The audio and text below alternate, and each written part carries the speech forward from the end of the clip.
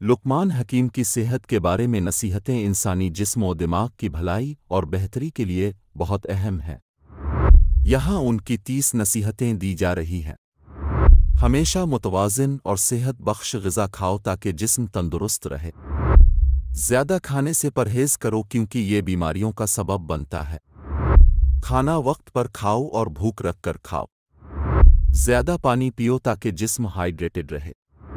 रोज़ाना वर्जिश करो ताकि जिस्म फ़ाल रहे। वक्त पर सो जाया करूं और मुकम्मल आराम करो। अपनी खुराक में फल और सब्जियां शामिल करो। पुरसुकून ज़िंदगी गुजारो ताकि दिमागी सेहत अच्छी रहे। ज़्यादा चलने की आदत डालो ताकि जिस्मानी सेहत बेहतर रहे। जिस्म और लिबास की सफाई का ख्याल रखो ताकि बीमारियां ना हों। अपने वज़न को मुतवाज़िन रखो ताकि सेहतमंद रहो। ज़हनी सुकून को बरकरार रखो ताकि दिमागी सेहत बेहतर रहे। तंबाकू नोशी और नशे से परहेज़ करो। वक्त पर सोने और जागने की आदत डालो। रात को हल्की और आसान हज़म होने वाली ग़िज़ा खाओ। हमेशा मुस्कुराते रहो क्योंकि मुस्कुराहट दिल और दिमाग को सुकून देती है। रोज़ाना कुछ वक्त धूप में गुजारो ताकि विटामिन डी हासिल हो। पुरअमन माहौल में रहो ताकि दिमागी सुकून मिले। नमाज और इबादत करो ताकि रूहानी सुकून हासिल हो। गुस्से से बचो क्योंकि ये सेहत के लिए नुकसानदेह है। अच्छे दोस्तों के साथ वक्त गुजारो ताकि खुश रहो। ज़्यादा मीठा खाने से परहेज़ करो ताकि दांत और जिस्म सेहतमंद रहे।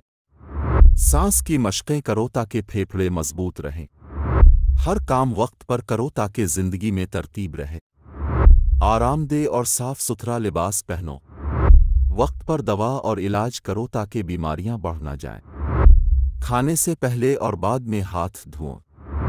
रोज़ाना ताज़ा हवा में वक्त गुजारो ताकि फेफड़े साफ रहें।